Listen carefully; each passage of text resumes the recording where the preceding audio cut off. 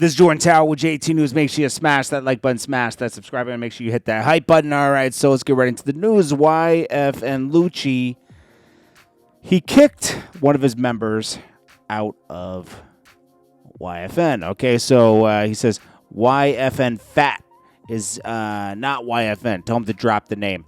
I don't remember any of these guys ever having a career outside of just being attached to Lucci. They were just loyal to him. Now, he did an interview recently just talking about how goofy he thought it was that, you know, he made up with Young Thug after all the things that happened between Young Thug and everything. And it was a little goofy. You could have just, and did a song with him. He says, okay, I can understand, yeah, we're not going to, go at each other anymore. But then you did a song with him and hung out with him and did a show. You know, it was just, too much, you know. And I agree with that because too much had gone on, you know. I just think all that's so funny because it's the stances Young Thug takes on certain things with Gunna, and some other things, but then it's almost hypocritical because he does similar things that's come up in his past. I think that he's tarnished his legacy overall long term. He's worse than what happened with Gucci Mane and Push Icy, to be honest with you. These people were I don't know, Gucci Mane was very important to Atlanta. So was Young Thug at one point, right? But Young Thug's music's kind of, I don't know, I don't even know what to say. Some of their songs were impactful, but not all of their songs are great. I'm not going to go down and say these guys are lyricists, you know? But they make some good songs, you know? Yeah, Gucci Mane can freestyle, and it depends on your bar for freestyling. Meaning, where's the bar at, you know? Because Gucci Mane just kind of just goes when he freestyles. And this isn't a diss to them. This is, just how I feel, factual, you know? Do I feel like they're impactful and important? Yeah. They can make music. I mean, this is about making music and songs, you know? But also, being a rapper is a skill set. But yeah, he's speaking out for the first time from being kicked out.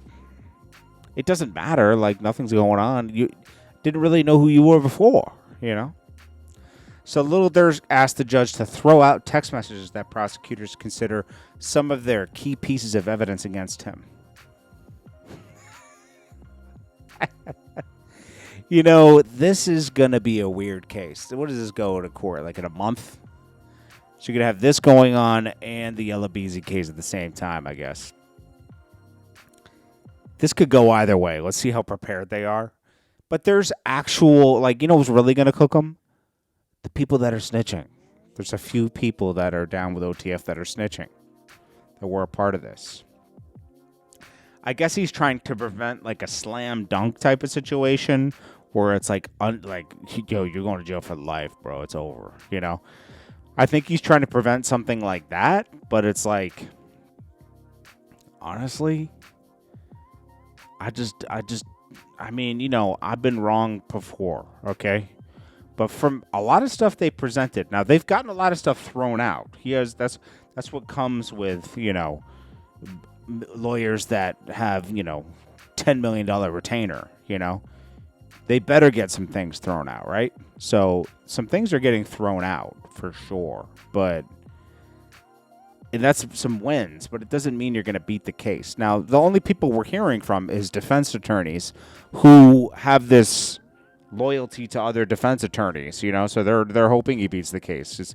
It's good for their business, you know, for criminals, you know, to get criminals out. Lil Durk got away with a lot in his life. He should have known to not push it, and he pushed it. So this is kind of what happens with that. I mean, I can't be here and say oh well, you know, let him free. You know, it's kind of obvious that something happened here, right? I mean, someone is dead.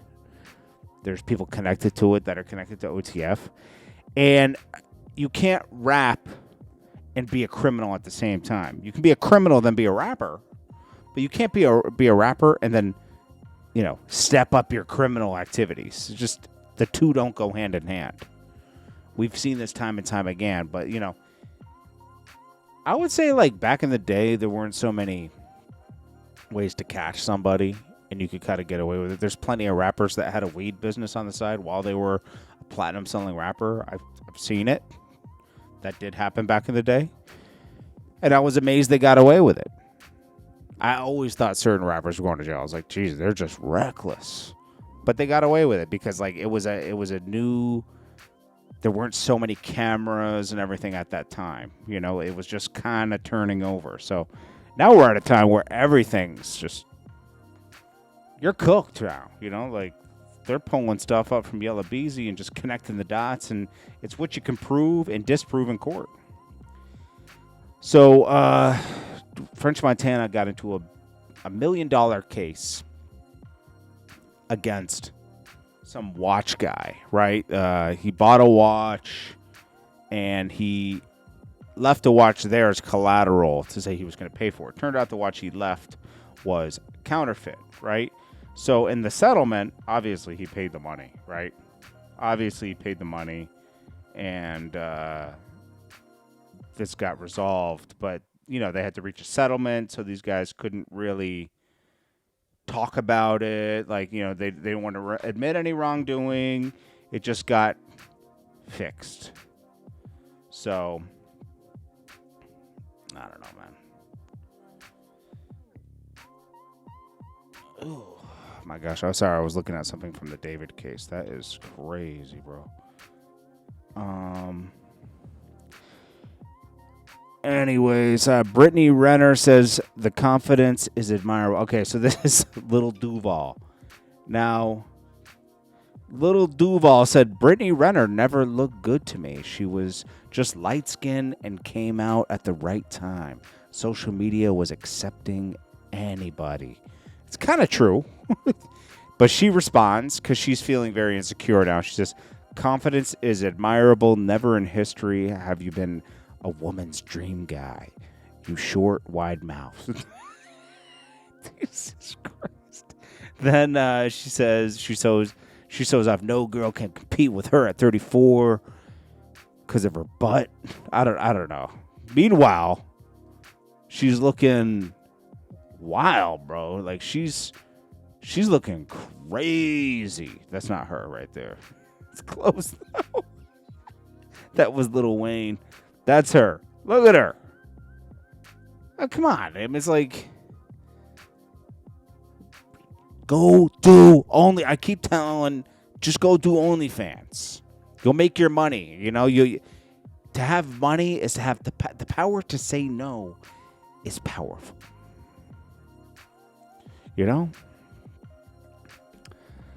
All right, so this is 38 Spesh in that song towards Jim Jones. He says, Jim's story faker than the one Fat Joe robbed. It's true. Yo, is Jim Jones going to respond to 38 Spesh? He kind of has to. I mean, you got involved in it. You threatened him with your friend. You said your friend's green-lighting you and all this other stuff.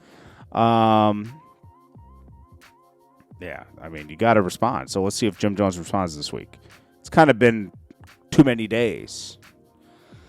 Larry June, who's copping, officially sells $19K the first week.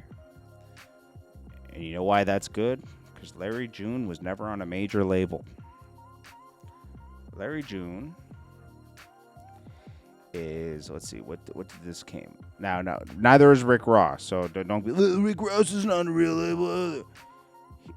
Listen, Larry June, to my knowledge, has always been independent. Let's see, let's go back many years. Let's see. Let me go back to, he drops a lot of albums. Let's see, let me go back to 2019. Let me go back to 2019. The Port of San Francisco. Yep. It's all indie. Rick Ross was on a major label where they pumped millions of dollars into him for 20. Well, how many years was he on a major label? 14 years, let's say, right? 14, 15 years. Larry June never had that, so he's been independent the whole time. So it's more embarrassing that he does more than Rick Ross the first week because he never was a major artist. I don't even think he has that many features on his album. Rick Ross has everybody on his album. He has Wallow on his album, Jenna Aiko, Music Soul Child, Be Legit, Swiss. He has a good amount of features, but Rick Ross has like BX The Plug, YFN Lucci.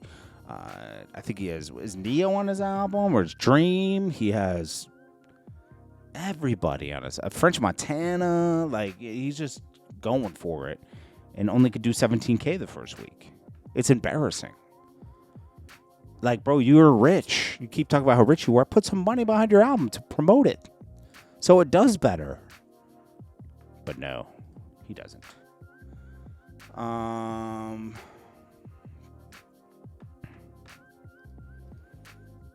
Young Thug is trying to show people that he still has money because his last album only sold 52,000 the first week on a major, and Gunna sells triple what he sells. When Gunna first came out, he did triple this the first week, right? And he's in constant competition with his artist Gunna, okay? So to show, oh, I still have money, he hired a publicist to put out this article. How else would we know that Young Thug bought a $5 million Florida mansion and paid cash? You know, like, come on. How would you know that? That's not reported. Oh, you paid cash. You know, he put that out there. He wants people to know. Hey guys, I'm still successful. We know you have money, bro. All right, so Takeoff, they filed all his assets for his estate. Luxury vehicles, real estate, music rights, business interests. I think he has like a Maybach, a Lambo, 50% ownership interest in a home in Memphis, which probably means that he's paid off 50% of it. If I could, in the bank he still owes the bank half of it, which is good, right? Tequila, 50% interest in a recording and engineering studio, as well as his music publishing interest, trademarks, music catalog, and future royalty income. So this will go to his family. I don't know if he had kids or anything. Very sad that he passed. Cenat pressed a fan that disrespected Tyler as she walked by. He said, "Have some respect, Bo. You're a real life grown man." The guy shouldn't have shouted anything at Tyler. They're trying to do another stream, like, to generate, I don't know, because remember Tyler put him in the friend zone, so like they're gonna like hang out again. She must be dropping a song soon or something. I don't know. Lil Wayne is weird, bro. He did this new interview with like Benny Blanco and Dave, right? What was his name? What's that rapper's name? I forget his name, but anyways. They have a podcast. It's good. And Wayne's on there talking about like aliens and how he doesn't eat cereal where you can see the milk, and he never sleeps. And Wayne moves and talks like he's like 75, bro. He's like, I don't do YouTube. I don't do this. I don't watch TV. I just record all day. Where's all this music you're recording? He says he's up all day recording music. He works so much.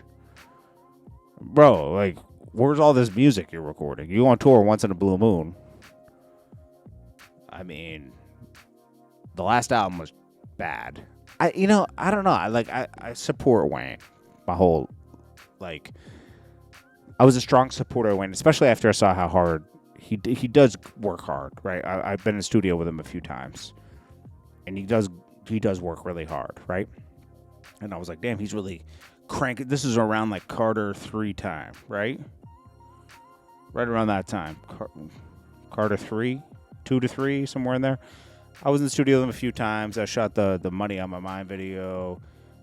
He seemed cool. Like, he's cool, right? But he's like a space cadet. Like, he doesn't know what's going on ever. That's true. He really like acts like that. It's weird. But then he knows a lot about certain things. He's smart, but it's just like, he's very weird. And he's getting weirder and weirder. Like, I can see why Drake and him can't do an album together. It's just too weird. I think Drake wants to do an album with him, but it's like, bro, like, are you good, bro? Like at one point it was cool because you were on top of the world, but now it's like, bro, like, you good, my G? Like, I think it's just hard to work with him. Because he'll just be like, yo, you could be like, yo, okay, tomorrow we're going to get in the studio. He'll be like, yeah, and then he'll might go to, like, you know, on tour. And you're like, wait a minute, I thought you didn't have a tour book. He's like, yeah, I just booked it last minute, gone. You know, like, sorry, I don't look at emails. I just know things. My assistant tells me. Yeah, I don't know. Wayne's weird, bro. Like, its facial expressions in here is like, what the hell? This guy. Azealia Banks responds to DJ Vlad asking who the worst rapper of all time. She says A$AP Rocky for sure. He's never struck me as the best rapper, but he has some good songs. I don't like his new stuff. His older stuff, though, some of those songs are still good. But she's, I don't know. I don't know why she hates him so much. Larry Jackson, who owns Gamma, had Yeezy on the phone at a conference. Yeezy's getting a lot of number ones. Like, he's selling a lot over time. It's like a slow grow with that album. And, pause. And, yeah. The album's good. The last album he dropped on Gamma. It's good. It has some solid sales. But, I mean, it's like 40 million streams on a lot of songs. Like, a lot of artists aren't doing that anymore. Yeezy is one of the only artists from 26 years ago that came out, 20 years ago? How long ago did he come out? 2002, right? Through the Wire, right? So that's 24 years ago? And he's still top 3? Top 5? Like, selling? That's good. LaToya Luckett appears uncomfortable when a friend claims radio stations were warned not to play her records after she left Destiny's Child because they wouldn't get any more Destiny's Child records. She shouldn't be shocked. This was a common tactic back in the day. Anyways, this is Jordan Tao with JT News. Make sure you smash that like button, smash that subscribe button. I'll check you guys in the next one. Love y'all. Peace.